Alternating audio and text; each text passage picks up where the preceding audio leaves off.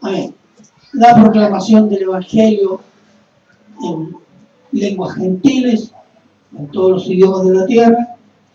¿Qué más tenemos? El primer sermón del apóstol Pedro y los primeros creyentes en Cristo, fueron como 3.000, en fin, y nace la Iglesia de Jesucristo. Entonces, muchas de las cosas que hay en el libro de los Hechos, sobre todo en los inicios, son nuevas y otras son prácticas antiguas. Vamos a ver, hay un pasaje que habla de algo, pero lo vamos a ver. Algunas cosas son específicas de ese momento histórico de la historia de la redención, que no se van a volver a repetir. Por ejemplo, le voy a poner un ejemplo del Antiguo Testamento. Los judíos tuvieron una revelación de Dios por medio de la ley en el monte Sinaí. ¿Y qué es lo que vieron? Un monte donde había una nube, rayos, un ruido, y Moisés en medio de ellos, y ellos se asustaron. Entonces le dijeron a Moisés: mira, habla tú con él, nosotros ni muy fuera para no enfriarnos, ni muy dentro para no quemarnos. Tuvieron miedo, ¿cierto? Temor de Dios. Esa fue la experiencia de la revelación de Dios al pueblo de Israel y a su profeta Moisés, quien entrega la ley por medio de los ángeles, dice la Biblia. Esa experiencia es irrepetible, porque después de esa experiencia, ¿qué viene? Todas las indicaciones que recibió Moisés, ¿cuál fue? La construcción del templo. Y el tabernáculo, quiero decir, el tabernáculo donde está la presencia de Dios, con las leyes de Dios, etcétera, etcétera. Eso es irrepetible. En Hechos hay cosas irrepetibles, como la venida del Espíritu Santo. El Espíritu Santo ya vino, aquí, ¿dónde? En los creyentes. Entonces, el Pentecostés que sale relatado en Hechos 2 es irrepetible. Ya vino, lo cumplió. ¿Qué hace la iglesia después de eso? La predicación del Evangelio de Jesucristo. Y el que cree en Cristo, viene el Espíritu Santo y mora en él. Pentecostés ya es irrepetible, ya sucedió. En fin, eso para aclarar algunas cosas. Vamos a introducirnos diciendo lo siguiente. La iglesia nació en Roma, fundada por el apóstol Pedro. ¿No? Todos algunos ya estaban diciendo así. No, pero eso creen muchos católicos. La iglesia nace después de la muerte, resurrección y ascensión del Señor Jesús, y nace por la venida del Espíritu Santo a vivir en los discípulos de Cristo, todos judíos, reunidos en Jerusalén para la fiesta judía de Pentecostés en el año 33 después de Cristo del primer siglo. La iglesia nace judía. La fiesta de Pentecostés es la fiesta de las primicias o de las primeras cosechas que se ofrendaban al templo. Y ellos, discípulos, reciben el mandato de ir por todo el mundo y predicar el Evangelio a todo ser humano. ¿Cierto? Dios, por medio de Cristo, comenzó algo nuevo, completamente nuevo, jamás visto. Hoy día nos parece como una iglesia, ¿no? Por ahí los canutos, los pentecostales, los bautistas, en fin, los participantes, los presbiterianos, etc. Andan por ahí predicando, haciendo sus cosas. Pero ese tiempo no existía la iglesia. Y fue algo nuevo para los judíos, completamente nuevo, diferente, jamás visto. ¿Por qué? Tanto así que los judíos lo consideraron herético. El cristianismo era herético para ellos, pues incluía a los gentiles, los perros, inmundos eran los gentiles. ¿Cómo Dios va a incluir a esa gente? No, me herejía. ¿Qué más? Desechaban el templo y seguían a un crucificado. judíos crucificados por malditos. Entonces, ¿cómo pueden adorar un crucificado? Y también era nuevo para los gentiles. Piense usted, los gentiles, no es que los apóstoles salieron y se encontraron con los católicos, con los testigos contra Jehová, no. No se encontraron con un mundo pagano. Fuera de Israel había un mundo pagano completamente, al cual se está volviendo ahora. Y que eran llenos de religiones idólatras, que sacrificaban animales y hasta personas a ídolos variados. Y también consideraban a estos predicadores del crucificado heréticos, pues adoraban un solo Dios. Eso era ser ateo. Y además este Dios fue crucificado, Él que pide amor y rechaza la normal vida lujuriosa de su tiempo. Esto es normal, está loco ese Dios. Y sus seguidores no tienen miedo a la muerte. Ah, no, esto es una religión herética, rara y peligrosa.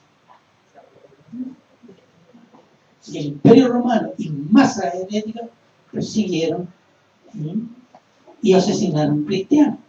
El cristianismo hoy y la iglesia está, a diferencia de ese tiempo, extendida por casi todo el planeta, en la mayoría de las naciones. Pero sigue siendo considerada herética para unos, rara para otros y peligrosa para muchos. ¿O no? Así es. Cuando la iglesia es herética, rara y peligrosa, cuando la iglesia es fiel a su Señor y se somete al Espíritu Santo que vive en cada cristiano, ayer como así también hoy día, por la gracia de Dios. El sermón se llama la iglesia primera y la iglesia de hoy. Oremos. Padre bueno, eterno y misericordioso Señor, rogamos tu bendición, Señor, que nuestra mente, nuestras emociones, nuestra voluntad, Señor, puedan ser conmovidas por su palabra. Bríndenos, Señor, el Espíritu Santo, su gracia, a la gloria de su santo nombre. Y se lo agradecemos siempre en Cristo Jesús. Amén. Hechos 2:42, que dice: y perseveraban en la doctrina de los apóstoles, en la comunión unos con otros, en el partimiento del pan y en las oraciones. Este versículo se puede llamar la vida interna de la iglesia. ¿Qué es lo que hacía la iglesia? Cuando dice perseveraban, ¿en qué cosa significa perseverar? Constantemente, asiduamente, obstinadamente, aferradamente. ¿Qué hacían? En la doctrina de los apóstoles. ¿Qué es la doctrina de los apóstoles? ¿Ya? Doctrina viene una palabra de griego que significa enseñanza. Eso significa la enseñanza de los apóstoles. ¿Por qué los apóstoles? Porque los apóstoles eran los únicos testigos de primera persona de la vida de Jesucristo, de los mensajes de Cristo, de la obra de Jesucristo. Entonces, ellos tenían que comunicar esto a los miembros de la iglesia. Entonces, es decir, la enseñanza de los apóstoles sobre la persona de Jesús. ¿Qué enseñan de Jesús? Es Dios hecho hombre. Sobre la obra de Jesús, que murió en la cruz por nuestros pecados.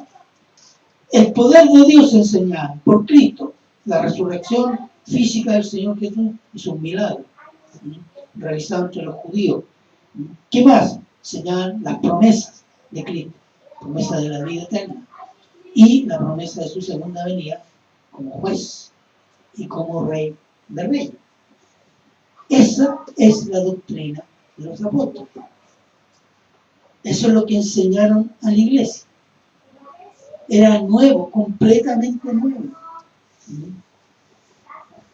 Y podemos conocer hoy día y estudiar esto mismo, los 4 evangelios, la carta de los apóstoles y sus asociados, la doctrina de los apóstoles conforme a lo que se llama el Nuevo Testamento.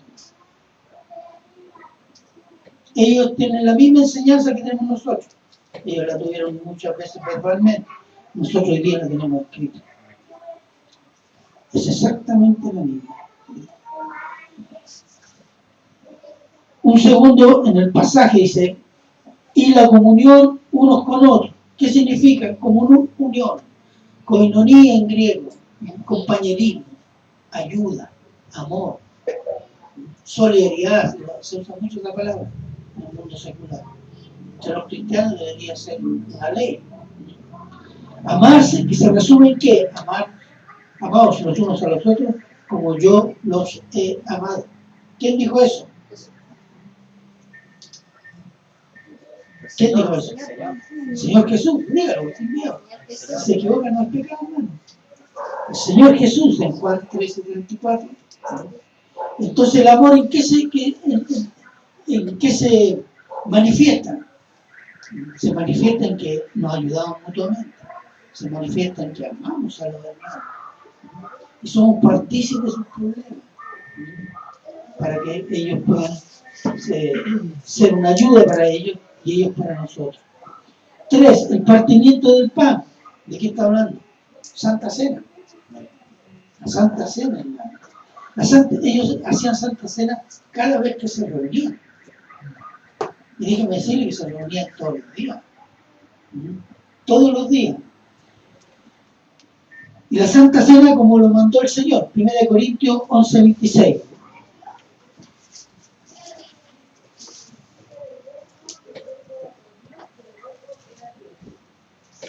Amén. Ya, ¿qué dice?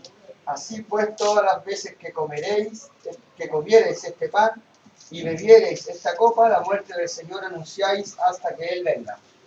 La Santa Cena es un mandato para el cristiano. Es un recordatorio de qué? De la obra que ha hecho el Señor Jesús. En nosotros y por nosotros. 4. ¿Qué más? Y en las oraciones. Todavía estamos en el versículo 42. Y en las oraciones. La oración es un mandato de la iglesia. La iglesia se reúne para clamar a Dios en el nombre de Cristo. Amén. Llamamos una reunión de oración. El pastor y el diácono, la hermana, el padre contigo. Hermano, eso. Porque es un ministerio, un servicio de la iglesia. Vea, Hechos 12:5.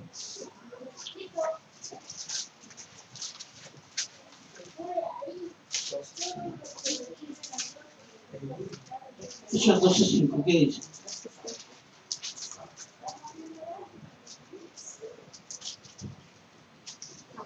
¿Ya? Así que Pedro estaba custodiado en la cárcel, pero la iglesia hacía sin cesar oración a Dios por él. ¿Qué hacía la iglesia? Oraba sin cesar. La iglesia se reunió a orar. Se reunió a orar, ¿para quién? Por el apóstol Pedro. ¿Y cómo lo hacían? No, vamos a hacer una horita de oración. Sin cesar. Por una noche entera, tal vez. Muchas horas. O se hacían turnos, pero siempre había un clamor delante de Dios por el apóstol Pedro. ¿Qué más? Versículo 43. Y sobrevino temor a toda persona y muchas maravillas y señales eran hechas por los apóstoles. Esto es el impacto de la iglesia en Jerusalén en la gente que rodeaba a la iglesia, o la gente que no estaba en la iglesia. El temor por lo nuevo. Indudablemente todo lo nuevo produce temor. Y por los milagros que hacían los apóstoles. Fíjense, ¿quién hacía los milagros?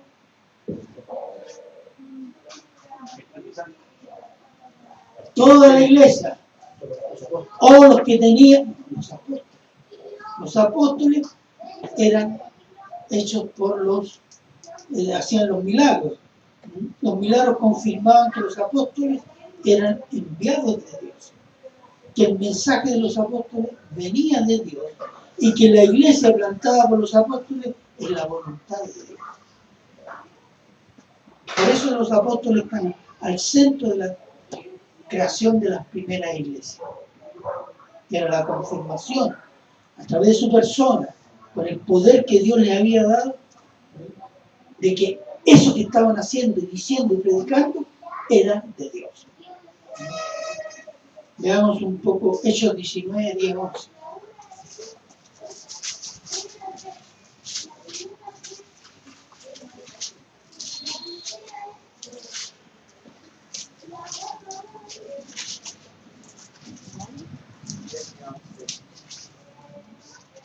Hechos 19, 10, 11, ¿qué dice? Amén. Así continuó por espacio de 2 años, de manera que todos los que habitaban en Asia, judíos y griegos, oyeron la palabra del Señor Jesús. Y hacía Dios milagros extraordinarios por medio de Pablo, de tal manera que aún se llevaban a los enfermos los paños o delantales de su cuerpo, y las enfermedades se iban de ellos y los espíritus malos salían. Fíjese, ya, gracias hermano, disculpe. Fíjese el orden. ¿Qué es lo primero? Primer versículo que leyó hermana. ¿Qué es lo que hacía? Oyeron la palabra del Señor Jesús. Primero. Sí. Segundo, ¿cómo se confirmaba eso? Con milagro extraordinario. Por mano de Pablo. Pablo. De modo que la gente impactada por eso, Llevaba hasta su ropa. exactamente. ¿Se fijan? Fíjese en la sucesión, ¿cuál es? La palabra, la confirmación y el impacto en la gente. Hoy día a la inversa. Hácete un milagro, Te creo. y te creo, y a veces Y la gente no va misma a la iglesia. Porque eso sucede. Hay masas, miles de personas que andan buscando el milagro. No andan buscando a Dios, andan buscando el milagro. Para su salud, para su economía, para sus emociones, para su pololo nuevo, un marido nuevo, no sé. Pero el orden que está ahí, ese es el orden de Dios. Versículos 44-45 dice: todos los que habían creído estaban juntos y tenían en común todas las cosas, y vendían sus propiedades, sus bienes, y los repartían a todos según la necesidad de cada uno. Aquí tenemos siempre congregándose y siempre ayudándose. Cuando dice todos los que habían creído estaban juntos, no significa que estaban bajo el mismo techo. Significa que estaban unidos y se reunían constantemente. Capaz que hicieran 2 veces al día reunión. Se reunían allá, después otros hermanos acá. Constantemente había reunión. Eso significa que estaban unidos. Eso es siempre congregándose. Y es una bendición siempre congregarse, hermano. Porque yo lo voy a decir, y conozco la historia de una iglesia que creció con 3 principios. 1, siempre congregándose. 2, siempre predicando a Cristo. 3, siempre orando por Israel. Esa iglesia está en Centroamérica, se llama el Tabernáculo Bautista, no sé cuánto. Son 80.000 personas. Son 10 cultos que se hacen el día domingo. ¿Cómo creció? Hace 50 años atrás, un pastor comenzó con estos 3 Claro. y todos los días se congregaba a orar, a escuchar la palabra, introducir. Todos los días había bajo sus 3 principios y salían a predicar, y oraban por Israel, y oraban por Israel. Eso no fue de un día para otro, lleva 50 años. ¿Sí? Pero para entender cuál es mi punto es que el congregarse no solo glorifica a Dios, me hace crecer. Centra mi vida en ¿qué? En Cristo. Y eso hace crecer al creyente y Dios bendice eso en mi vida y en la iglesia. Entonces, sino que se reunían y congregaban todos los días para aprender algo nuevo de Cristo o para ayudarse o simplemente para gozarse y alabar a Dios. Y se ayudaban siempre, teniendo todo en común, y vendían sus propiedades para suplir las necesidades de los hermanos. ¿Por qué? Esto no es un mandato comunista. No existe eso. ¿Cuál era la situación en Jerusalén en ese tiempo? Esta, ya que la mayoría de los judíos que se volvían a Cristo o creían en Cristo eran judíos que eran peregrinos, que venían fuera de Israel, que venían de naciones gentiles, habían nacido en otro lado de la tierra, fuera de Israel. Y por creer en Cristo no eran ayudados por los judíos residentes en Jerusalén. Ni la sinagoga, ni el templo les daban comida ni agua. Entonces, ¿quién tenía que darle alojamiento y comida? Los que habían creído que vivían en Jerusalén. Y muchos se quedaban meses. ¿Por qué? Porque querían aprender, ¿no?, esta nueva fe, este evangelio, Jesucristo, etc. Para volver ir a enseñar a sus naciones. Así creció la iglesia. La iglesia de Roma se fundó de gente judía y gente gentil que estuvo en Pentecostés. Y volviendo a Roma, se pusieron a predicar. La iglesia de Roma no la creó ningún apóstol. Cuando el primer apóstol fue, que el apóstol Pablo, la iglesia ya existía hace 20 años. Para decir el impacto que tuvo eso. Entonces, en estas circunstancias, ¿qué hicieron los hermanos? Vendamos la propiedad y démosle de comer a los hermanos. Esta circunstancia se repitió en la iglesia solo en Jerusalén y en ese momento histórico. Porque muchos dicen que este es el comunismo. La iglesia tiene que ser comunista. ¿A dónde la vida? Hay que observar bien el texto. Aquí no hay ningún mandato, hay una circunstancia, una necesidad que no se va a volver a repetir. Y no se repitió después en otras partes de Israel ni en otras partes de las naciones gentiles. Puede volver a repetirse, se puede... bien, pero es para cubrir una necesidad, un principio de amor, pero no es un mandato político o social. Bueno, 46, versículo 46. Y perseverando unánimes cada día en el templo y partiendo el pan en las casas, comían juntos con alegría y sencillez de corazón. Note esto. Perseveraba, constancia, constantemente. ¿En qué cosa? Unánime, un solo sentir, como un solo hombre, cada día en el templo. ¿Vale? Ellos eran cristianos. Para nosotros es inconcebible que hubieran, sí, pero en ese tiempo sí todavía. ¿Por qué? Porque los cristianos eran considerados una secta judía, herética, pero judía. Esa es la diferencia. Y la asistencia al templo era a la oración vespertina, de todos los días. Y los cristianos se iban todos los días, constantemente, a esa oración vespertina, a adorar a Dios. Y eso fue en los primeros años, porque la iglesia, a medida que crecía ya entre los gentiles, se fue distanciando de los judíos, con conflicto. Lo van a ver más adelante en Hechos 15. Y cuando los judíos rompen con la iglesia de Cristo, rompen en el periodo del asedio romano de Jerusalén. Ese es el periodo de la rotura definitiva entre el judaísmo y el cristianismo. Ya después el cristianismo comienza a crecer por todos los largos anchos del Imperio Romano. Y los judíos terminaron diciendo definitivamente que los cristianos ya no eran judíos. Ya no era una secta judía. Todo lo contrario, antijudía. Entonces, ¿qué más dice ahí?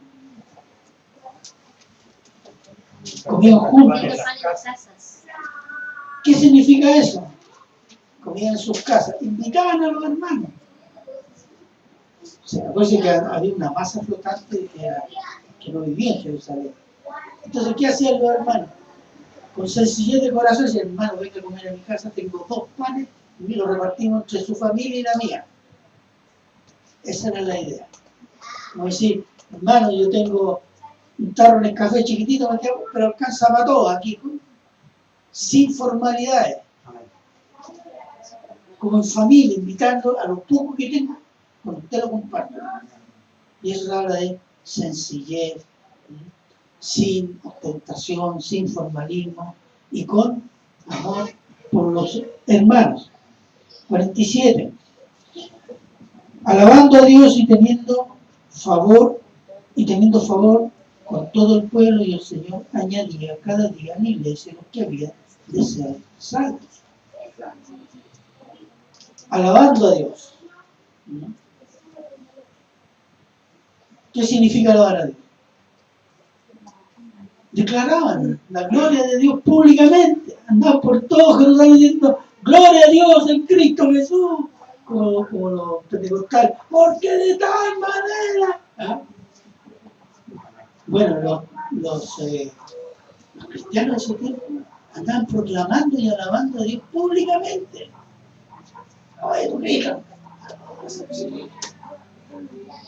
La llenura del Espíritu y el gozo que tenía esta gente impactó, tuvo un impacto enorme en la gente que causó hasta admiración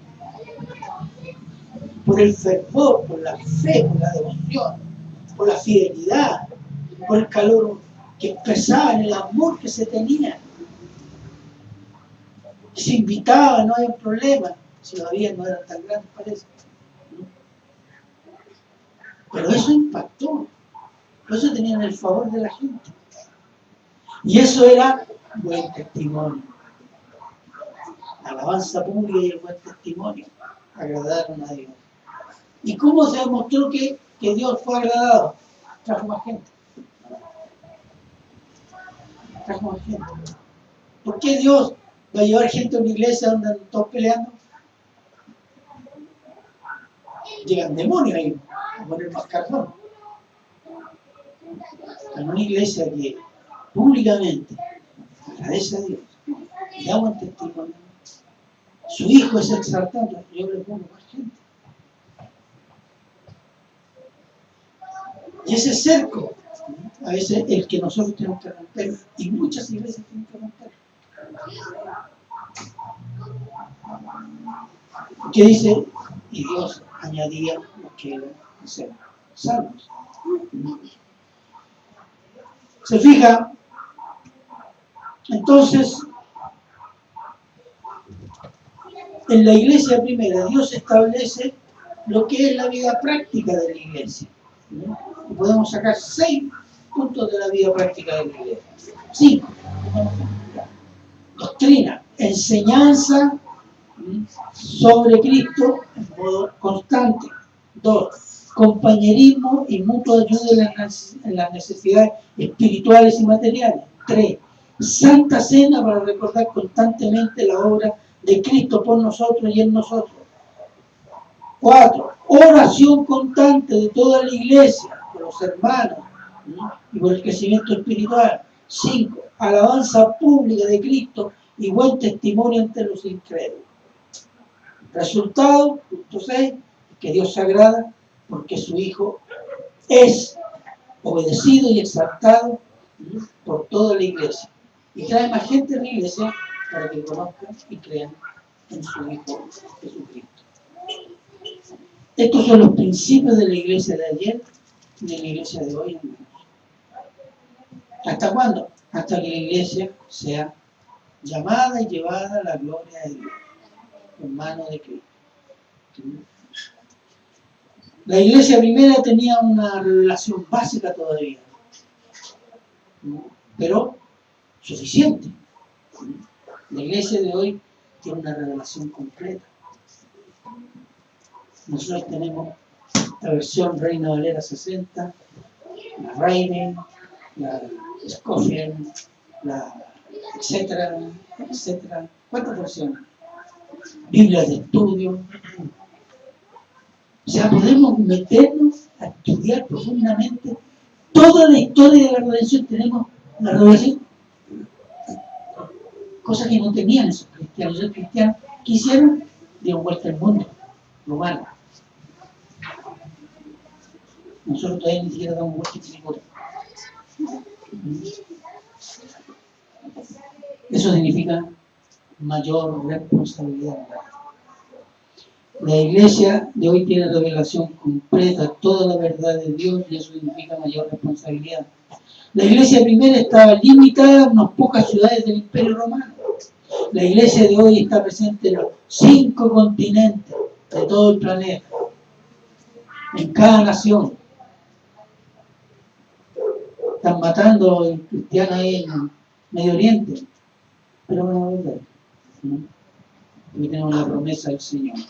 Amén. La iglesia primera contó con la ayuda y enseñanza de los apóstoles en persona. Amén. La iglesia de hoy cuenta con la ayuda y enseñanza de los apóstoles que está escrita en el Nuevo Testamento. Y ya no es necesario validar esta enseñanza con milagros, prodigios y señales. Amén. Tenemos mucho más, ¿o no?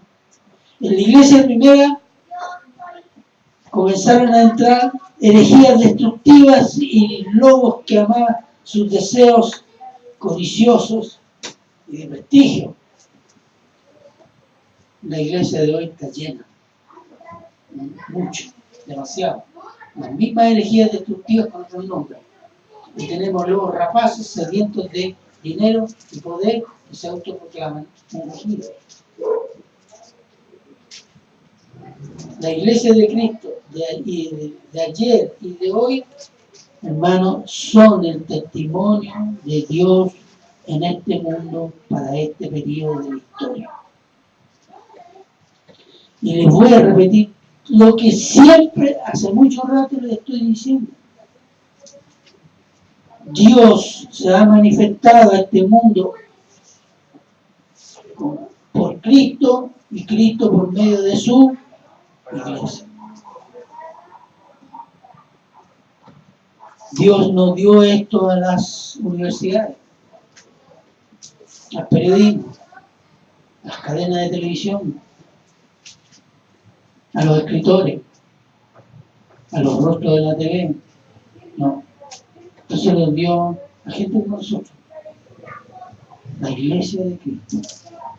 Tenemos la responsabilidad de representar a Cristo en el mundo. Es la responsabilidad espiritual más grande que un ser humano pueda tener, un privilegio. Y nosotros, mire, déjenme decirlo, nosotros nos hemos mirado así muy a huevo esta cosa en nuestras vidas. Porque si alguien dijera, bueno, hay otra iglesia, qué sé yo, está en un instituto, hay un seminario, no, es que el mandato es de la iglesia.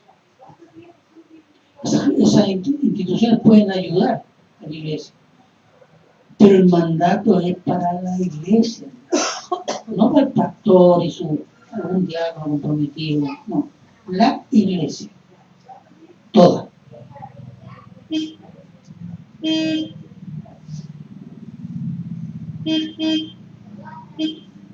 La iglesia de ayer y de hoy, como se son el testimonio en este mundo, y batalla y predica en un mundo asido y agarrado a la fe en Cristo y con la obediencia a su palabra,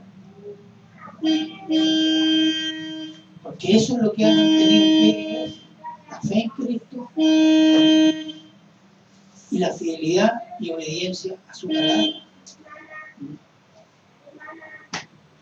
Nosotros tenemos hoy los nombres de los apóstoles y en la historia, en la crónica de la historia, algunos líderes, pastores, evangelistas que se jugaron por Cristo, incluso dando su vida.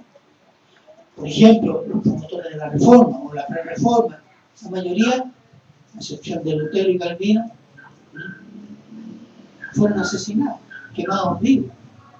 Muchos murieron en la tortura, que eran terribles.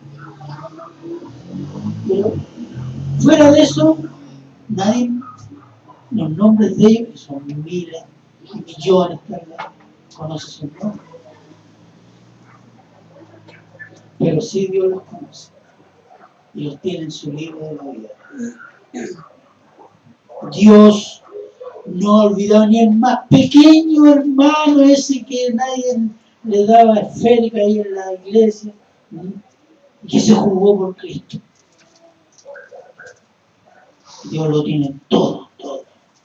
A ellos y también a nosotros. Todo lo que Él ha hecho y todo lo que nos pidió y todo lo que hicimos. Dios no es ingrato. Y no va a olvidar lo que hicimos para su gloria. Pequeño, grande, lo que sea. Es su gloria siempre. Y tengámoslo presente. El mundo no se acuerda de esos miles y millones de gente, campesinos, algunos hasta ignorantes, que no sabían leer ni escribir, pero amaron a Cristo y se jugaron por él. Así ha sido la historia de la iglesia. Y es la historia de hoy día, porque aquí, a ver, ¿quién tiene algún pariente que es presidente de la República? ¿O alguien de una familia empresarial que domina este país? ¿Hay algún pariente de Piñera aquí? ¿Ah? Dios me libre. Pero se fijan, somos como esos miles de cristianos. Hombres de trabajo, hombres de estudio, mujeres de casa, trabajadoras. Eso eran ellos. Y ellos se jugaron. Predicaron. Esa es la iglesia, hermano. ¿Y partiendo de qué? De los principios que salieron hechos todos. Cuando la iglesia se reúne, doctrina de los sacerdotes, comunión y amor, oración, santa cena, predicación, buen testimonio. Cuando el Señor nos ha dado las herramientas, los medios de gracia, no tenemos disculpas. Tenemos este privilegio, pero también esta responsabilidad. Entonces, ellos están en el libro de la vida, nosotros también, y los que vienen también. La iglesia de ayer y la de hoy tenemos el mismo principio. Cristo es nuestro Señor, el único Salvador, y su palabra en nuestra vida hasta la eternidad, según la promesa del Señor Jesús. Y concluimos con Mateo 16, 18.